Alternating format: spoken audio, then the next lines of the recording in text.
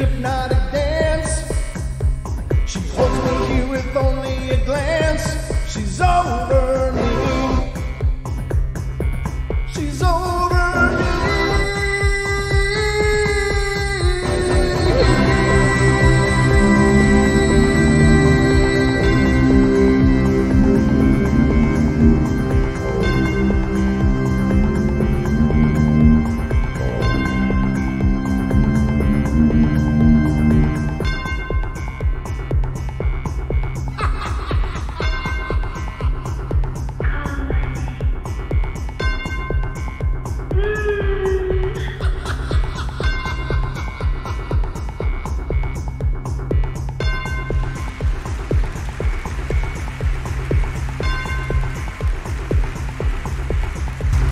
Welcome, everybody, to the Paranormal Portal Bedtime Stories from Beyond. I'm your host, Brad Thomas.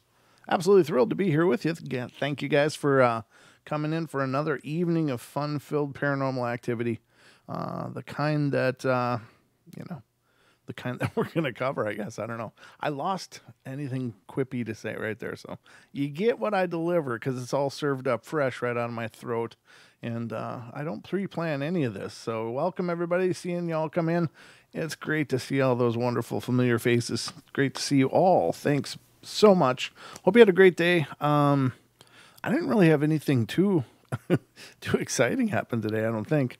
It was kind of a low-key day, but just a lot of things to keep up with. One thing I have definitely noticed, which is something I really, really love, is the amount of emails and stuff that we're receiving for the show are just...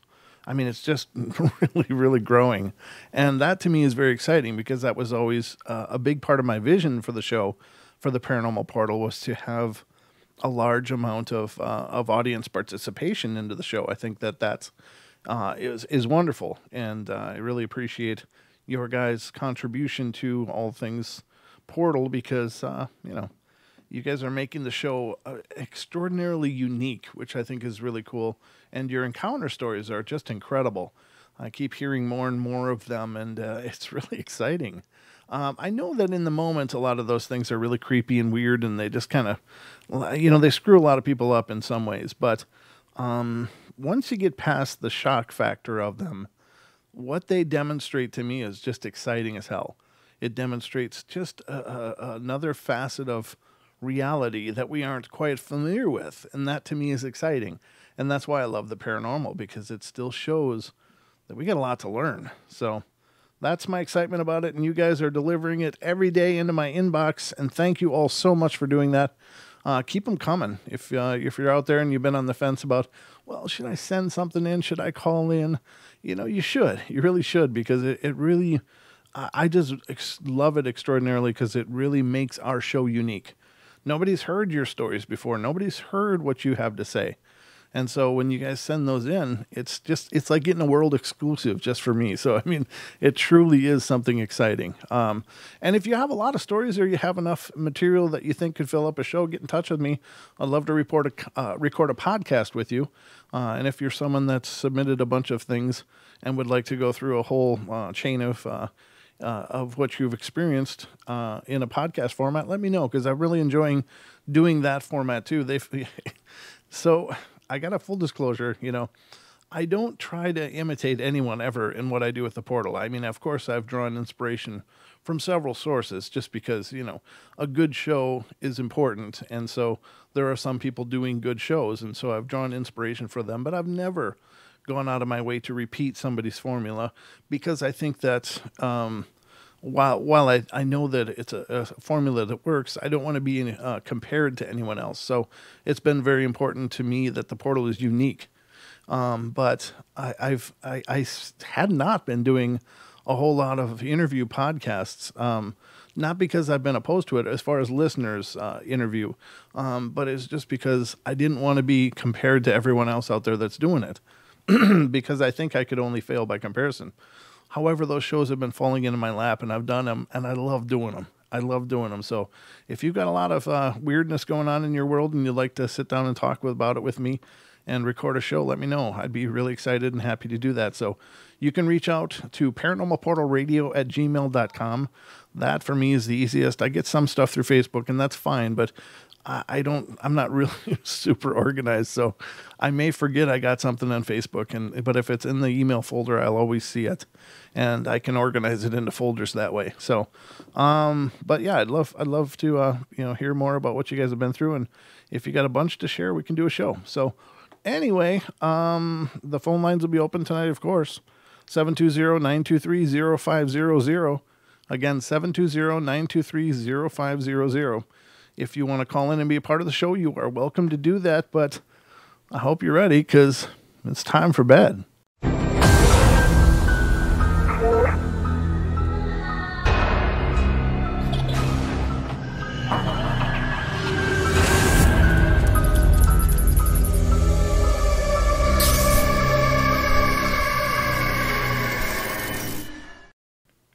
You're right, Beth. I do need a secretary.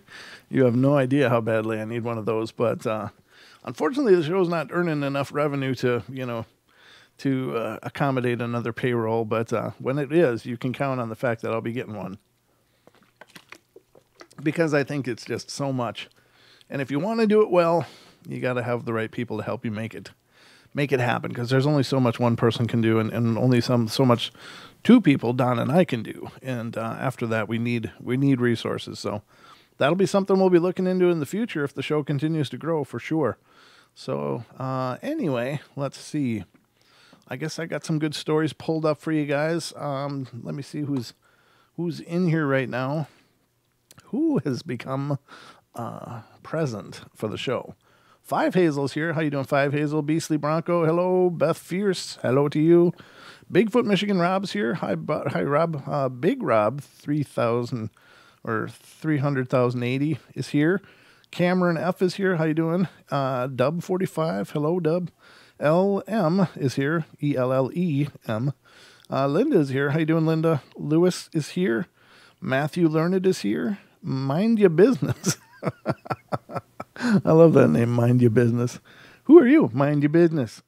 All right, I'm sorry. Mogion is here. How you doing, Mog? Renee Cruz is here. Someone else just came in. Who came in? Because the list moved. Oh, Daniela. How you doing, Daniela? Great to see you. I'll be seeing you tomorrow night.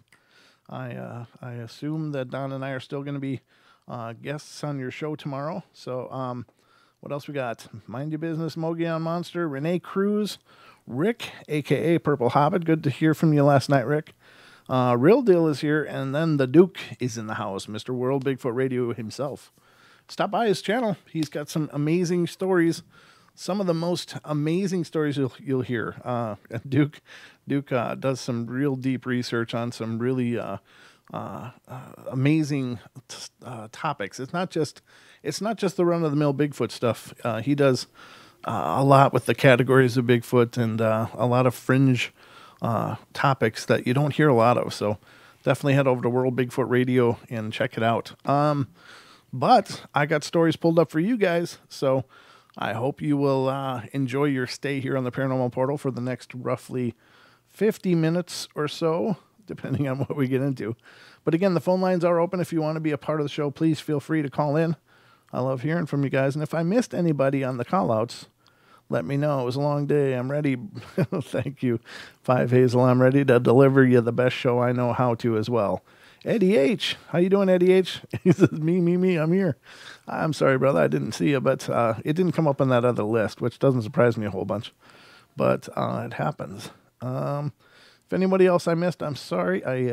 Oh, yeah. Okay, Danielle, you're expecting us. Good. I was hoping so. But yeah, let's see what's going on in the portal tonight. Eddie H, you again. Yep, he's still yelling at me. I got you, Eddie. Did you hear? Are you hearing me? Hello? Is this thing on, Eddie? Tracy. Who's Tracy? Oh, Tracy Marshall. Me. How you doing, Tracy Marshall? I saw somebody say Tracy below. Rick the Hobbit said Tracy. I'm sorry I missed you as well, Tracy. So good to see you guys. Thank you so much for being here. And anyone else, you just chop liver? Bob in Germany, you're never chop liver, brother. You're part of the family.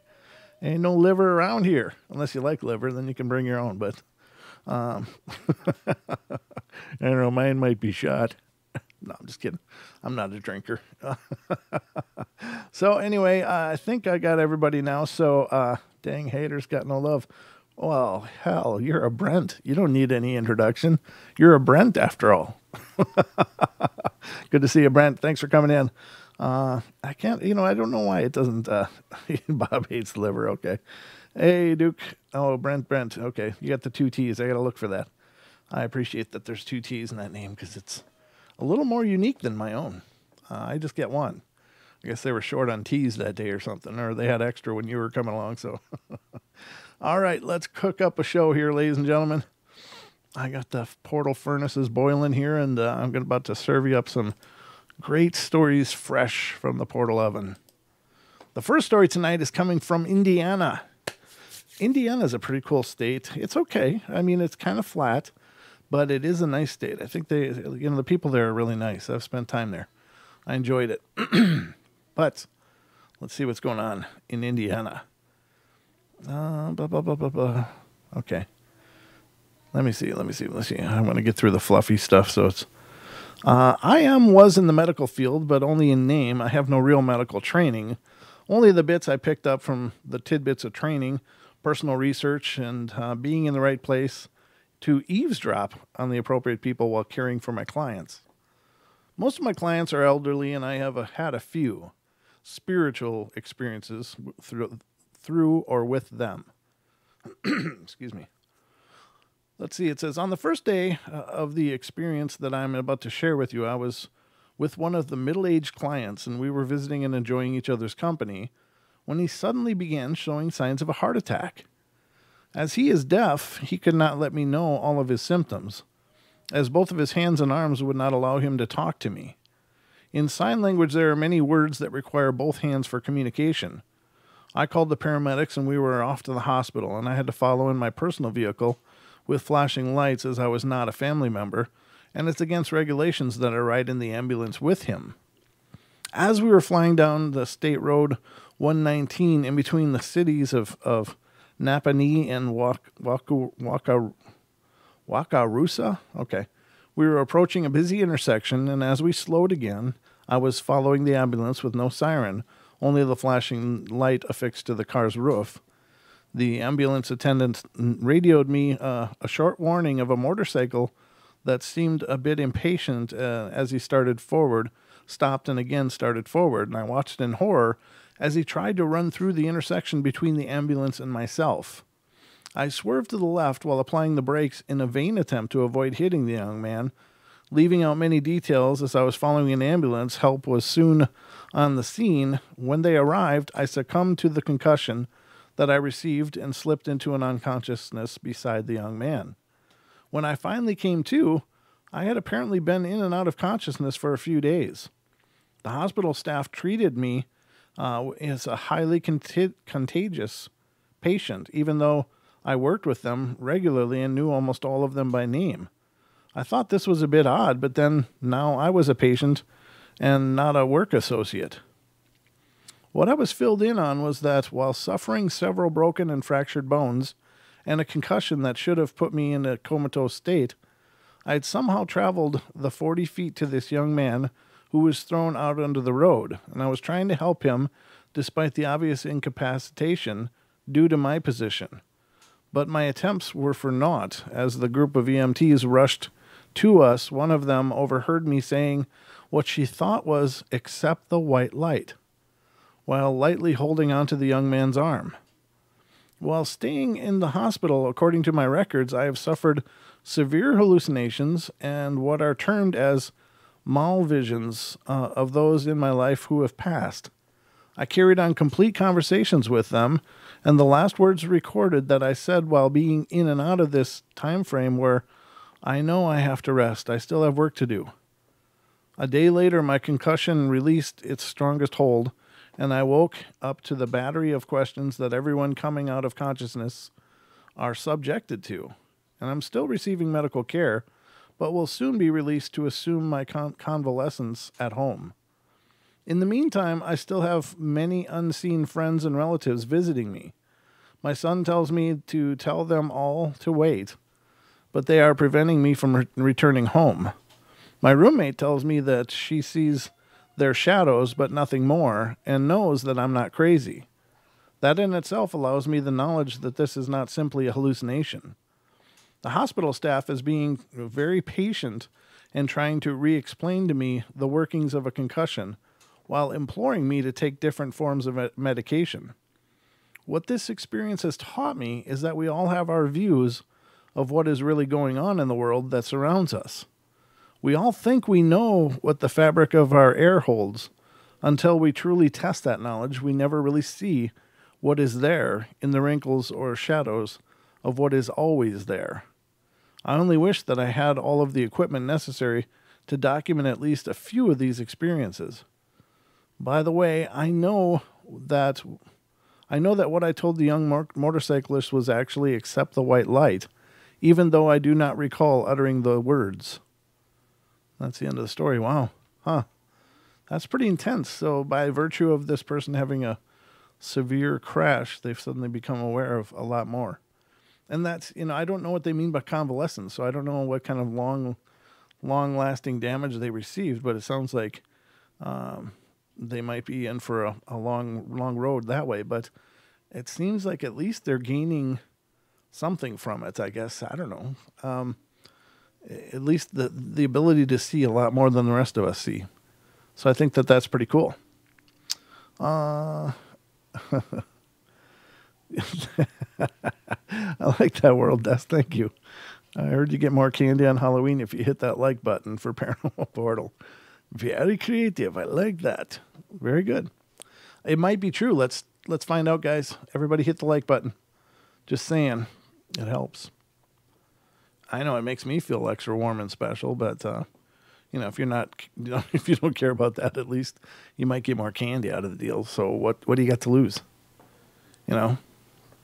Might be some full-size Snickers out there waiting for you. Otherwise, if you don't hit the like, I hear all they have is fun size. Fun size. What the hell's fun size about a little nugget of Snickers? Fun is when they're this big. That's fun size. I don't know who the hell labeled this stuff, but this is not fun size. This is like diet size. Oh man, it's marketing. I tell you, it's all marketing. They're trying to fool us. We'll give you less, but we're going to call it fun, and you'll want it more. We're just a bunch of lemmings, aren't we? That's hilarious. Fun is the double size. Yeah, the ones that are king size. Those are fun. You're right. Oh, very cool. Well, Duke says you might be 70% less likely to get attacked by vampires if you click the like as well. So you might get full-size Snickers and keep all your hemoglobin. I'm just saying it might be a good trade. Simple click of the like. You could be saving yourself a hell of a lot of trouble. And probably gaining 15 pounds in the struggle. So, all right, let's see what's next. Ohio. What? Okay, it says what the hell is this all about? Okay. One night my dad decided to go to bed at 9 p.m. and I figured, hey, that's great. Now I can watch television. I didn't know that I would get terrified that very night. It was about 10 o'clock and I was on the computer and I was hungry, so I went in the kitchen to get a granola bar and it was in a lower cabinet, so I had to bend over, and when I bend my arm normally goes up. Well, my arm went up and then only my hand got really cold. I looked up and there was a ghost right there besides me.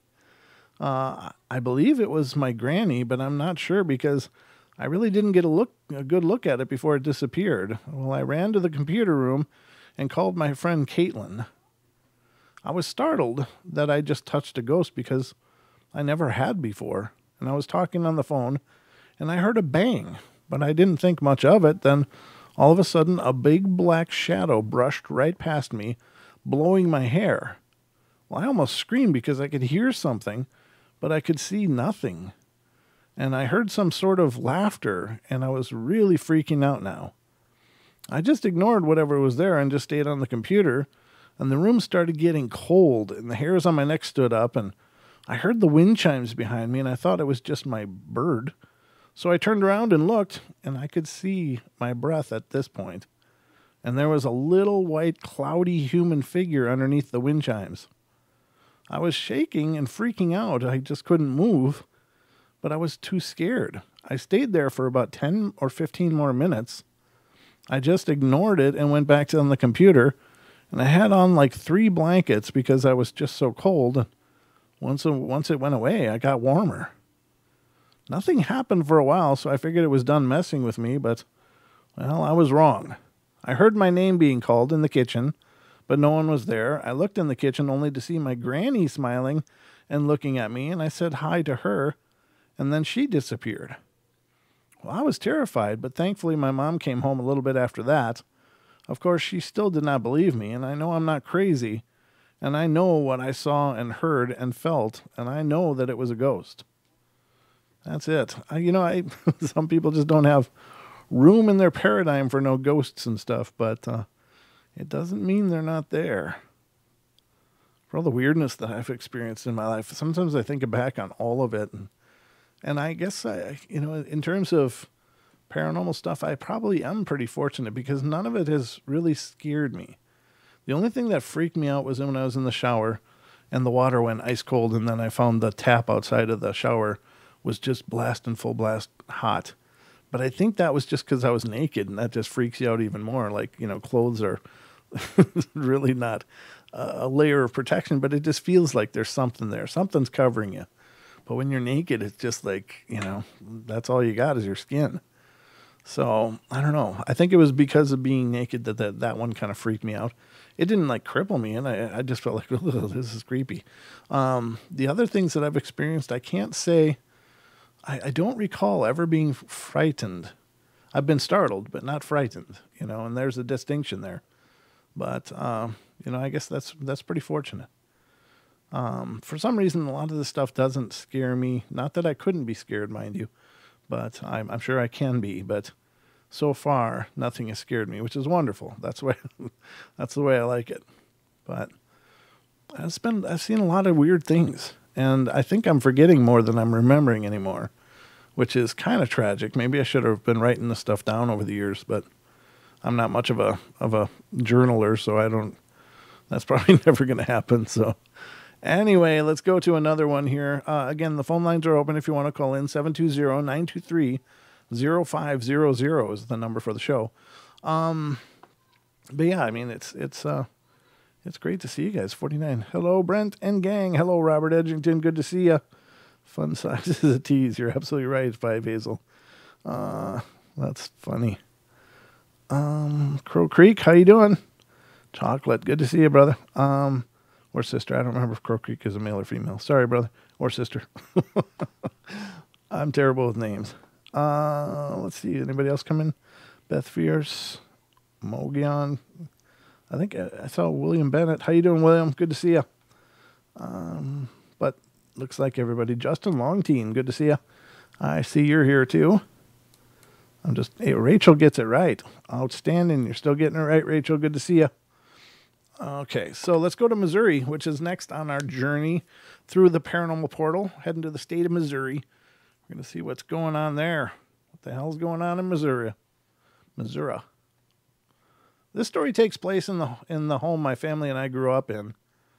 Carlos was only 3 years old at this time, and therefore this took place about 15 years ago, and I was about 6 years old. And I don't remember every detail, only some of them, but most of the story is based on details provided by my older brothers and sisters. My little brother at this time seemed to have an imaginary friend, and this is what we believed, since we would catch him talking to somebody in the basement, and there was no other being but him there. I remember sneaking up on him all the time when he was talking to somebody, and me and my bros and sisters would listen through the vents and hear him giggle and run around and play peekaboo with someone, but no one was actually there, so everyone just assumed he had an imaginary friend. He never mentioned a name or anything, so we just called this imaginary friend. One day, Anna, Rosa, Carlos, and I were home, and I was in the kitchen making a peanut butter and jelly sandwich for Carlos and I. Rosa and Anna were in the living room watching television, and Carlos was in the basement playing with friend. And I walked past the basement door and heard a bouncing ball, and Carlos saying, "Throw it." And I was always scared of Carlos' imaginary friend. I didn't want to interrupt Carlos and friend playing, but his sandwich was done, and I went in the living room and asked Anna to walk to the basement with me to go get Carlos. I was too afraid to go alone, and she agreed to hold my hand and everything. The steps to the basement curve before you get to the bottom steps, and we went down the first 4 steps and then turned to go left to go down the rest of the stairs, and as soon as I turned left and took my first step, I peeked down around the corner of the steps to see Carlos, and what I saw frightened me so much that I pulled my head back in as fast as I could and told Anna to look. We peeped around the corner together and stared for about 30 seconds. Then we screamed and ran up the stairs. This is what we saw. Carlos would bounce the ball would stop in midair and come back to him as if someone would catch it and throw it back. Me and Anna ran to the living room and jumped on the couch with Rosa. Rosa asked for an explanation as to why we were screaming, and we told her what we saw, but she had to see for herself. We went back down the stairs, and this time we walked all the way down and found Carlos sitting Indian style in the middle of the floor, staring across the basement with a blank look on his face. Rosa said, "What's wrong, Carlos?" Carlos didn't reply. Then she asked, "Where did the ball go?" Carlos said, "He took it." "Who took it?" she asked Rosa. And suddenly the ball rolled toward her from the far side of the basement and hit her in the left foot. She picked up Carlos and we all ran upstairs. Again, I put this story together using Rosa and Anna's details and my own memory. The only thing about all this that I remember is that day. All other details were provided by my brothers and sisters, and this really creeps me out, especially when I remember the way the ball would just come back to him, like there was an invisible person there, and I shall never forget that. I don't imagine you would. That's pretty incredible. It's just too bad they didn't have like home cameras or something that could have captured that. You know, but the sad part of that is, no matter how good the evidence, now everybody's sure everything's CGI. It's kind of my pet peeve, actually, is that, there are some, quite a few fakes out there. And don't get me wrong, I understand that. But I've seen some videos that I think are, at least they have a good chance of perhaps being real. Now, CGI is it's possible, and it's getting easier and easier all the time, but it still really takes an artist's eye to match everything. It's really not very easy to match lighting for an object that you're putting in there to the lighting in the room, and it takes a lot of time and a lot of know-how to make that look convincing. It's not just as simple as, well, I'm going to put a ball here, boom, there's a ball here. Then I'm going to make it roll, and I'm going to make it stop here, and then I'm going to make it roll back or bounce back or whatever. I mean, all of that stuff takes an incredible amount of work. So it kind of frustrates me when people just run to that as their like, garbage bag excuse. It's like, oh, CGI. Okay, obviously CGI, and they just dismiss it.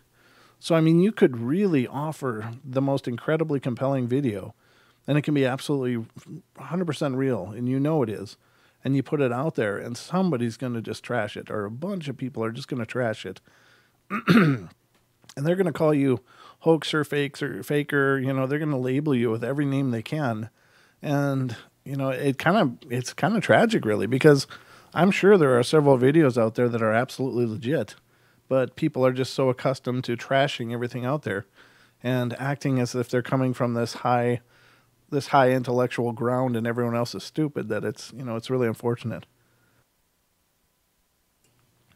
But there's a lot of that out there, and I'll tell you, it's, a lot of people, I mean, the thing that I always do when I see that too is I challenge it. I'm like, okay, well, that's wonderful. It's fake, but what are you seeing that is convincing you? Because if they're right, I want to know what they're seeing because it helps me learn. And if they're full of garbage, then when they can't provide a reason, then I know that they're just counter trolling or whatever.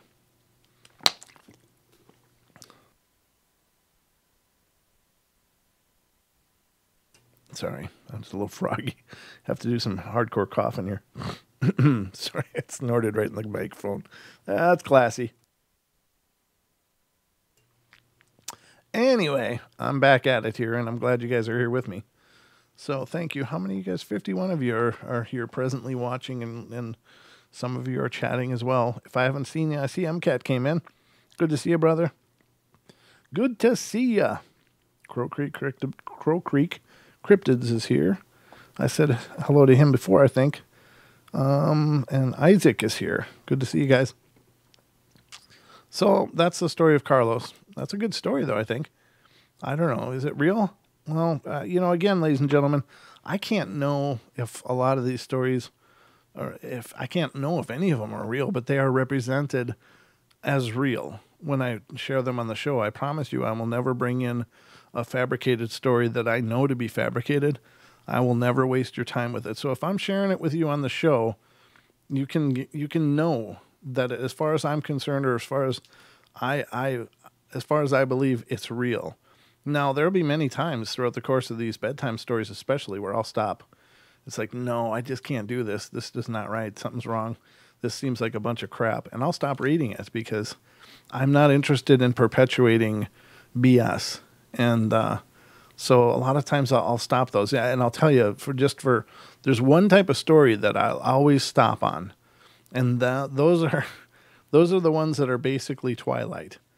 There's a whole chain of stories that I've come across in the year since starting to do the bedtime stories, especially, that are like these Twilight stories. They're like, these romantic visions of meeting the scary spirit, but finding out that the spirit's in love with them, and I can't do it. I just won't do it. My God, he's right outside the door hollering.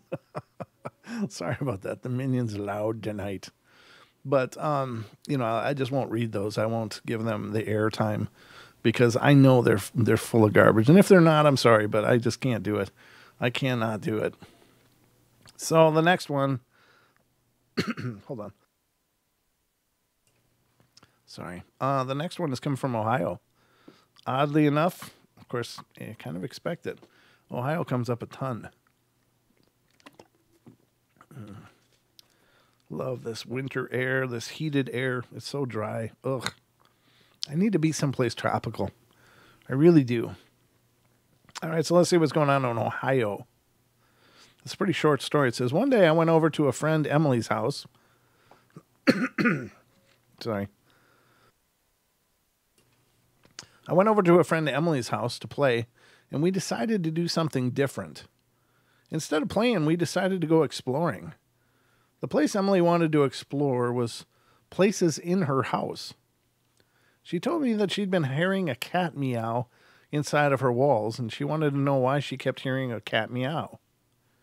Well, as we went into the bathroom, the light switch was popping out, so we took our flashlight and shone it on the little slot that was open.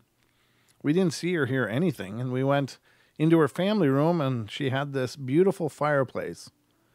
And as she was starting towards the fireplace, she whispered to me that she could hear a cat meowing, but I didn't hear anything. Emily motioned for me to come closer to the fireplace next to her. Emily got the flashlight and shone it up and down inside to see if she could see anything, and all of a sudden, I heard her gasp as she began running through the house. Well, I followed her and found her in a corner of her bedroom. She was shaking all over, and I ran over to her and asked, "What's wrong?" She said that she thought she had saw Cleo. Well, Cleo passed away recently, so I thought she was seeing things because of her sadness over the loss of her cat. But as I tried to calm her down, she told me that it wasn't Cleo. She had actually seen her long-dead cat, Gizmo. Emily could see Gizmo playing with the other cats, and this made Emily very happy. After hearing from Emily, I was very frightened. I thought Emily was playing a trick on me, and do you think she really saw her long-dead cat, Gizmo? Please let me know your views. I don't know. I guess it's possible. Who knows? Maybe she did. Maybe she didn't. Maybe she's just full of garbage, too. You never know. All right. Pulling up some more stories, ladies and gentlemen, because we are cooking the night away here on the portal. It's a fun-filled paranormal extravaganza. I'm not missing anything, am I? I mean, I miss a ton of stuff every night, but anything? What did Julie say? Long dead cat. 5 foot long? What? Okay. I don't know. 47 of you. I lost a few of you. Where'd you go? Some of you guys left. All right, let's continue on. This is Georgia. I was living in Georgia before I moved to Tennessee, and one night I was up late on the computer, and I was about 11 years old. I suddenly got really tired and decided I should go to bed soon. I shut down the computer and walked to my room, and okay, I have a habit of having to close my door and turning off all the lights before I go to bed, so I did. I got to sleep, and when I woke in the morning, my light was on. My door was wide open. Oh, I was flipping out. I ran downstairs to the kitchen and asked my mom, Dad's sister, and I knew my baby brother probably didn't do it since he wasn't even a year old. I don't know if it was my dad playing a stupid prank or a very troublesome ghost. The next night I was asleep in the same room when I woke to footsteps at about 2 in the morning, and I walked upstairs, and the whole living room was torn apart.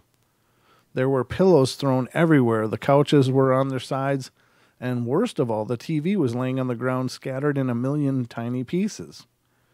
I just ran back downstairs, scared out of my wits. My mom, dad, sister, and brother's rooms were all the way upstairs. I decided I wasn't going back down there again, so I waited until morning. I woke up and slowly crawled up the stairs to find that the living room was absolutely fine. I didn't tell anyone, but to this day, I can never forget that night. Interesting. I don't know. It's, sometimes it's harder to tell with some of these younger contributors. You don't know how much of it is fabrication, how much is legitimate, and what is just absolute embellishment. But all we can do is just read them for the, the content that they are. All right, so this one's coming from California. California dreaming. So it's already been established that I seem to be sensitive to spirits.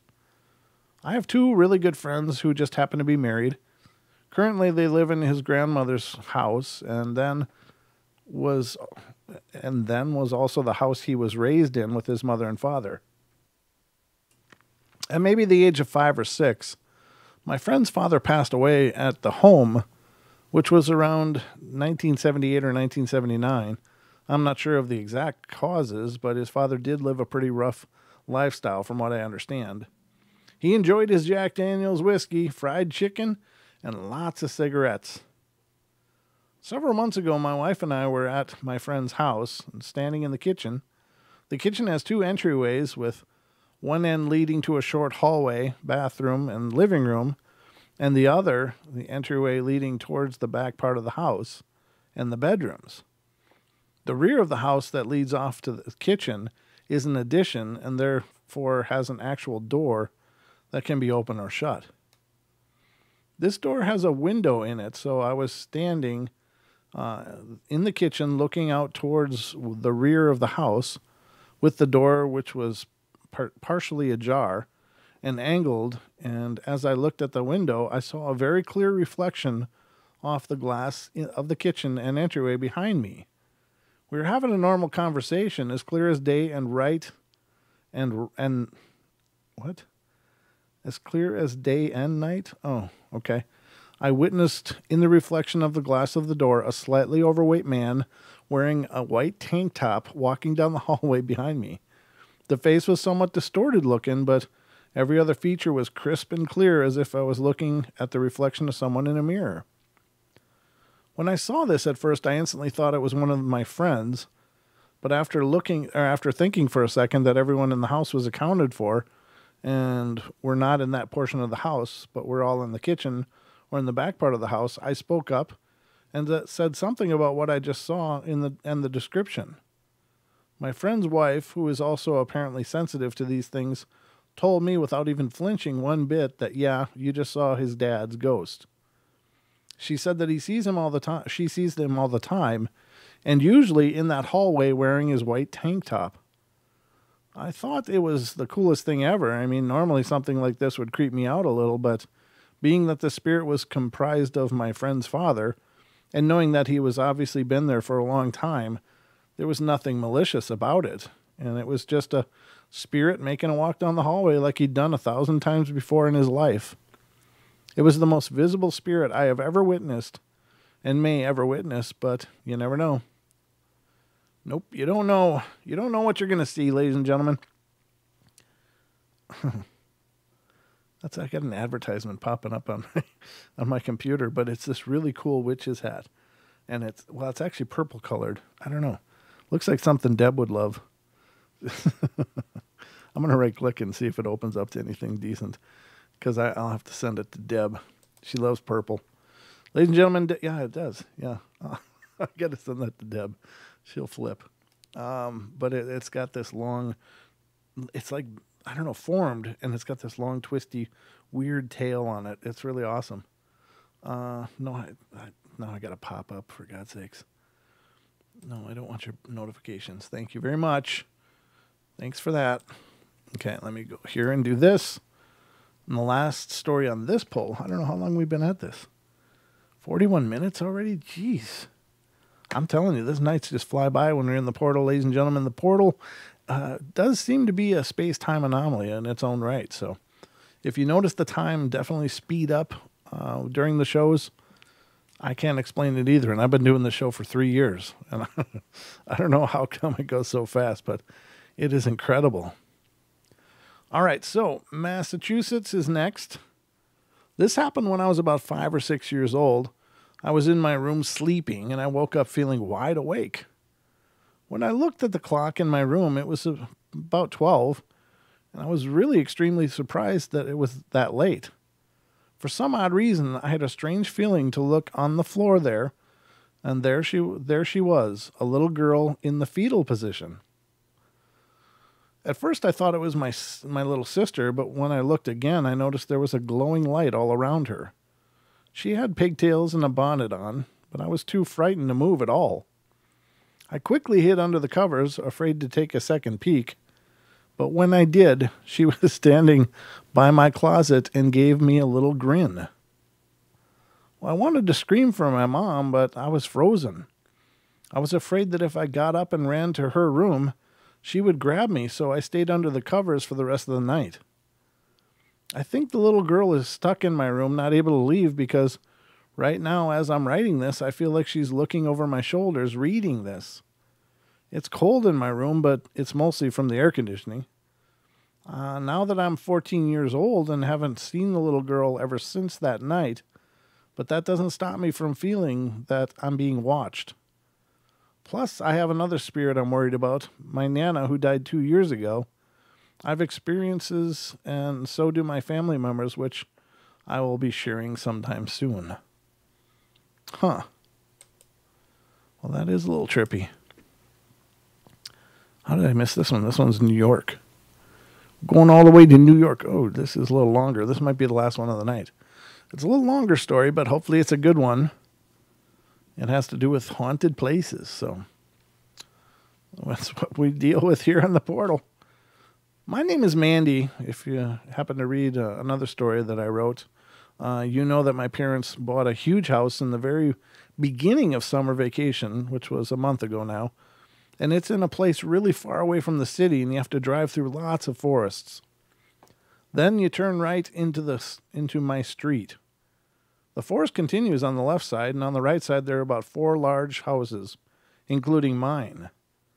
Behind my house there's a huge backyard, then a fence, then a couple of trees, and behind the trees there's a small pasture, and there's a forest all around it. So you get the idea. It's a street in the middle of the woods. The pasture behind the houses on my side of the street makes it look like it's not. What?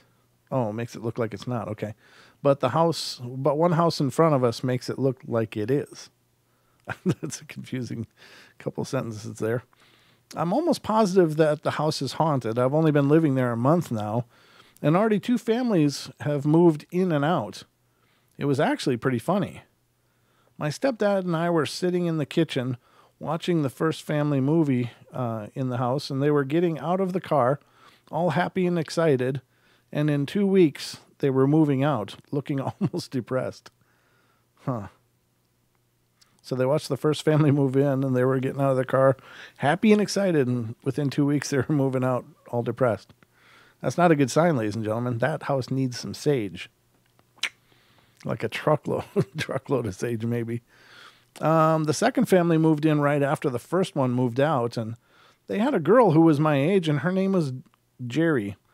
And my first friend, and I became friends with her, and she had the same private tutor as me and my best friend. We're homeschooled because there isn't a school near us, so since we didn't have a school for 3 whole months, we were all bored. One day, my best friend went to camp for a week, and so did my stepsister, so it was just me and Jerry. Since I have a huge bedroom, I invited Jerry for a sleepover, and we spent the night talking and doing girl stuff. And at some point, Jerry told me that weird things happen at her house. She told me that the door would open by itself, she could hear voices at night, and her dog would bark at thin air. We were getting scared, so we went to sleep, and in the morning, Jerry went home. In about 2 days, she came to my house telling me that she was moving. I asked her why, and she said that her mom saw 3 men in the kitchen holding knives, and when they saw her, they disappeared. Oh man, that would suck. I really didn't believe her, but I knew for sure that she was moving, and I watched them drive away. I told my mom I was going upstairs, and I went to my room, turned on the AC, and wrote an email on my laptop to my best friend, wrote back and told me that she was coming home in 2 days. Well, I looked out my window, and it has a view of the pool in the backyard and the pasture, and I stared at the horses for a while and then decided to go to my parents' bedroom because it has a view of the house across the street. So I went in my parents' bedroom, leaving my Yorkie puppy sleeping in her new doggy bed. I looked at the house. There was nothing weird about it, so I sat on my parents' bed, and suddenly my Yorkie jumped up from her bed and ran to my parents' room. She started barking at the house across the street. I looked at the house, and I'm positive I saw a girl in one of the windows. She smiled and waved her hand at me, and then she disappeared. What? I don't know what's going on. Some lines are open. They are open. You're right, Julia. So the dog's barking at the house next to the street. When she did this, my Yorkie ran back to my room and hid under the bed. I closed the door to my parents' room and went downstairs to eat lunch. We have 2 pools, one big one in the basement and a smaller one in the backyard. My God, this must be a huge house. 2 days later, my best friend and I were swimming in the pool outside. I wasn't really hot, but it was really humid, so we looked at the house, and there was the same little girl sitting on the front steps. She was wearing a white blood-stained dress. Her hair was messed up. Well, we screamed and ran back into my house. We changed, dried our hair, and stayed in my room for the rest of the afternoon. My last experience happened yesterday. One of my German Shepherds died last week. So yesterday we bought a tiny little Shih Tzu puppy. We called her Daisy, and she's all white except that she has a little tan spot next to her ear and another one near her tail. She's really cute, but she gets scared really easy. Unfortunately, when we got her, we didn't think about how a 5-week-old puppy would get along with a 3-month-old dog. My Yorkie Mimi doesn't get along with Daisy at all. We bought Mimi a huge square-shaped brown dog bed with the sky blue polka dots to match my room theme, and Mimi gets jealous that I'm giving Daisy more attention and pushes her out of the dog bed. So we had to get Daisy another dog, and it had the exact same design as Mimi's. Oh, another dog bed, sorry. Has the exact same design as Mimi's, but was smaller and shaped like a circle. Today, after I ate breakfast, my best friend forever, BFF, came over to see my new puppy. She lives next to me, so she comes over almost every day. As I said before, there are only 5 houses and a little grocery store near here, so everyone knows the people that live on this street. Mine and my best friend's private tutor, homeschool teacher, lives next to the grocery store, so my best friend and I were sitting on the swings with Daisy sleeping on the grass near the picnic table and pool. I looked behind me, and the girl was in the pasture. My BFF saw her too. Mimi, who was on the front steps, ran in the house, and Daisy ran to me and climbed up on my lap. My best friend headed for her house, and I headed for mine. Now I'm writing this sitting on my bed with Mimi in the kitchen and Daisy under my bed. She's still scared. I went outside with Mimi a while ago and searched the yard, the house and all around it, but the girl was not there, so I don't know why she's hiding. I checked the history of this house, and it said a man lived there with his 2 brothers and a daughter. He went insane and killed everyone, and then he killed himself. I think the girl is his daughter. If anything happens, I'll keep you informed. Wow, that's pretty intense. I don't know. Those kind of things are exceptionally brutal.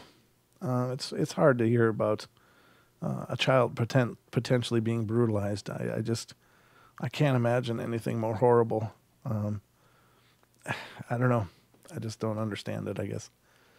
It's absolutely sad. I think we got time for maybe another one or two.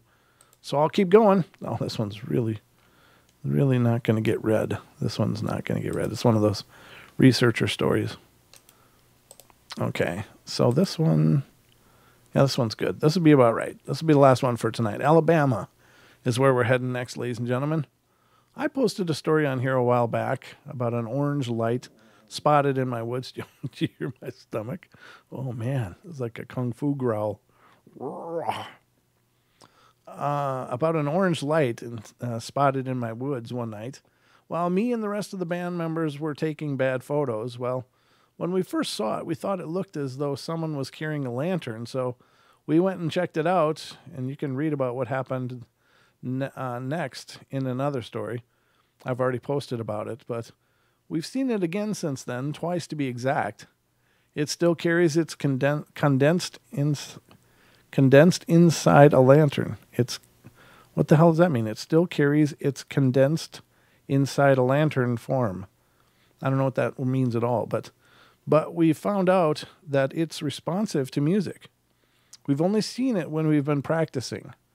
We would play a song we have that sounds like a 50s song, and it will appear out of the woods, and we would see it outside, go back into our place of practice, play the song, and go back out, and it would be closer to us. When it notices us outside, though, it disappears and reappears back out where we would originally see it from. So we stood outside one night after practicing and started trying to communicate with it. Our lead singer started to sing Earth Angel, and it came closer. Not close enough to tell exactly what it was.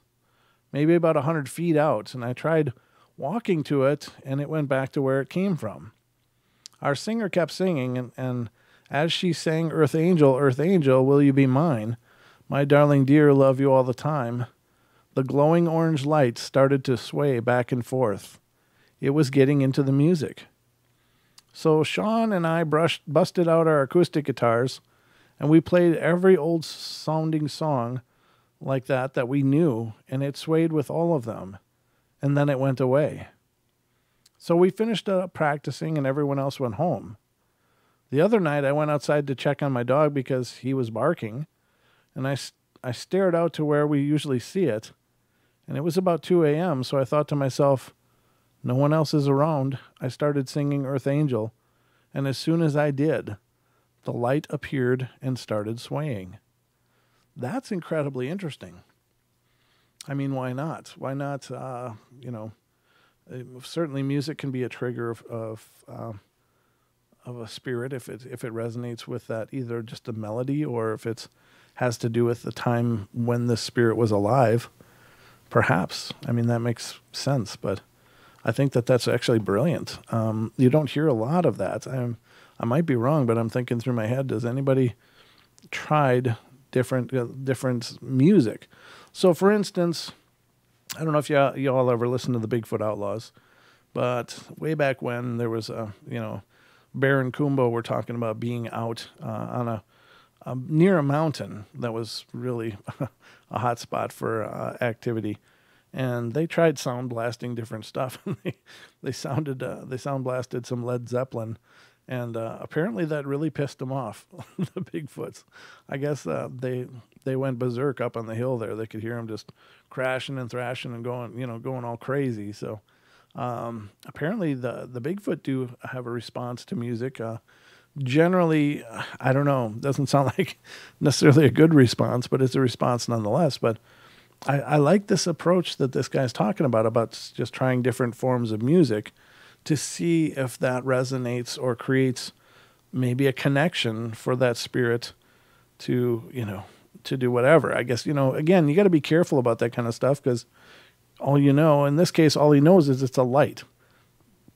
It's an orb, but you don't know if it's a good orb or a bad orb, or if it's just kind of a neutral thing. But you've got to be careful whenever you're encouraging a connection, because at that point, if it's good, then fantastic. It's worked out well. But if it's bad, you've suddenly made a connection with something that is not going to want to give up that connection. So, and may have all kinds of twisted ideas about what that means. So, just be careful, ladies and gentlemen. That's all I say. That's all I'll say. But it's been about an hour. We've cooked our way through the night. Apparently, Cameron says, apparently, try Sasquatch. That Jimi Hendrix, I think, is the best guitarist ever. Well, he's one of the best. There's no question. He was extraordinarily revolutionary. I think even Squatch can appreciate some Hendrix. No, I'm just kidding. I don't know if they can or not, but very good. Do they like Justin Bieber, Phil? No, they probably that'll probably get you possessed. I wouldn't encourage I wouldn't encourage any Bieber. No, I don't know. I don't have any hate for Justin Bieber. I think it's fine, but I think he acts like an idiot sometimes, and I have a problem with that. But other than that, Eddie Van Halen would be good. You're right, Crow Creek. That would be, play some Eruption and just see how well that works out. But I think music is, it is a language of sorts, and it's certainly. Here's my take on music, and I obviously write music from time to time. I don't necessarily think I'm a musician, but I enjoy it. I find it very therapeutic. But I will tell you that, in my opinion of it, and I'm not alone in this. You hear this all the time, but I agree with this line of thinking that music is a language, and to me, it's the one art form of all the art forms that it hits you in an emotional place. And either it's a good emotional place or it's a bad emotional place. Either you resonate with it or you don't. But there doesn't always have to be a reason. It's not having anything to do with structure or modes or any real traditional ideas of what makes a song great. It's just, you can have 2-chord songs that people go crazy for. And then you can have these incredibly comprehensive, complex songs that deal with so much music theory and by structure are perfect, but they don't resonate. And, it's because I think it's the one form of art that can't be, logically disputed. Either you like a song or you don't. And it doesn't matter. It just either resonates with you or it doesn't. So I imagine that's why it's probably one of the most universal languages in that sense. So just my opinion, but I think music is incredibly powerful. I know for me, it's incredibly therapeutic. I really wrote a lot of music when I was going through the toughest times of my life. It was when the songs would just pour out, and it was like I was processing this emotion on this different level, and it was coming out into the songs, which is good, because rather than come out in destructive behavior or other problematic ways. So anyway, I guess it's going to wrap it up for us tonight, ladies and gentlemen. I hope you've enjoyed our journey through the Paranormal Portal tonight. Again, tomorrow night is Friday night. I have a great announcement. We are going to be welcoming our guest tomorrow night. Mr. Ra Castaldo is going to come on and talk about the Fae. Ra's been on the show before. He's also a fellow TFR host. A great guy. Oh, thank you, FT. That's awesome. Is the veil the thinnest on Halloween or the winter solstice? I've heard both. That's a great question. Now, traditionally, what I've traditionally heard is that it was always Halloween was the thinnest the veil was, and that was an old druidic belief from the druids. But I've also heard that it is thin at Halloween, but it gets thinnest at the winter solstice. Which is right? I don't know. I've heard both. I think to me, when I feel the most, coming from an empathic place, when I feel the most I guess when I feel it's the thinnest is Halloween. Now, am I right or not? I don't know. But that's when I feel that energy is at its highest for me. But, it may be subjective. It might be different for different people. I don't know. I can only speak from my own experience, but that's a great question. It's one that I wish I had the answer for. I've heard both ideas, that it's the thinnest at the winter solstice, but I've also heard it's, from the Halloween is that thinnest veil point. So, but no, I don't know for sure. I just know for me, I feel that connection the most around Halloween. And then after that, it doesn't feel quite as intense. So from a personal place, I would say Halloween, but I know there are ideas that deal with a lot of that wouldn't agree with that. So thank you for that question, and thank you so much for that donation. It really is amazing, brother. Thank you so much, or sister. I don't know what FT is, but thanks so much. But I guess it's going to wrap it up. Hold on, I got a cough. 2 days before when it starts for me. Okay. There it is. Yeah. So, I mean, people all have to. Oh, hey, Blue Line. Good to see you. It's great when you guys come in. It's been nice seeing you guys in here. So thank you so much. Adam, I'm sure that's you, but thanks for coming in.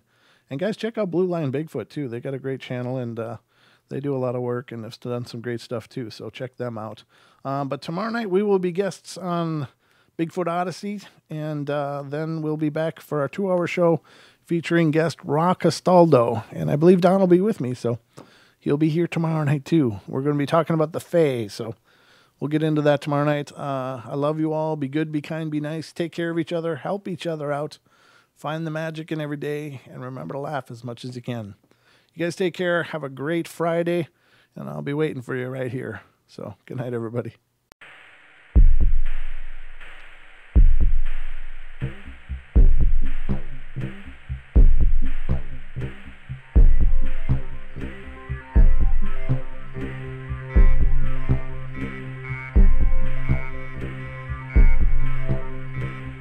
Woo!